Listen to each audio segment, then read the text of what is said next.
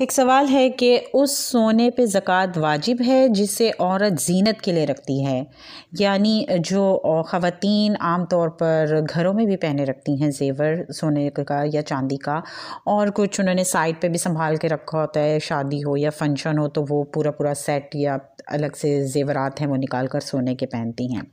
تو دیکھیں بات وہی ہے کہ اگر سونا یا چاندی اپنے حد نصاب کو پہنچ گیا ہے تو اس پر زکوٰۃ واجب ہے، 7.5 تولے سونا یا 52.5 تولہ چاندی اور اس پہ سال گزر گیا ہو۔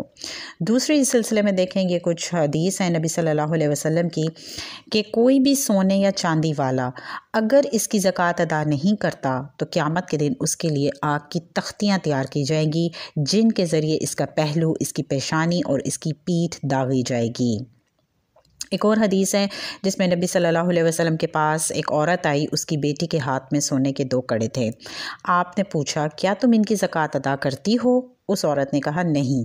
تو آپ صلی اللہ علیہ وسلم نے فرمایا کیا تم یہ بات پسند کرتی ہو کہ اللہ تعالیٰ ان کے بدلے میں قیامت کے دن تمہیں آگ کے 2 کنگن پہنائیں؟ عورت نے انہیں نکال پھینکا اور کہا یہ اللہ اور اس کے رسول کے لیے ہیں۔ ابو داؤد اور نسائی کی روایت ہے یہ۔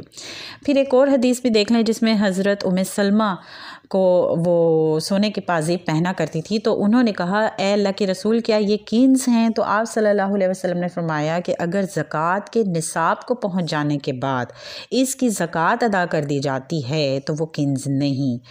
تو دیکھیں ام سلمہ رضی اللہ تعالیٰ عنہ کو آپ صلی اللہ علیہ وسلم نے یہ نہیں فرمایا کہ زیور میں زکوٰۃ واجب نہیں ہے۔ تو جو لوگ اس کو منسوب کرتے ہیں کہ نبی صلی اللہ علیہ وسلم سے روایت کرتے ہیں کہ زیور میں زکوٰۃ نہیں، تو وہ حدیث جو ہے وہ ضعیف ہے، ایسا نہیں ہے۔ سونے اور چاندی پر زکوٰۃ واجب ہوتی ہے جب وہ اپنے نصاب کو پہنچ جائیں اور جب ان پر سال بھی گزر جائے۔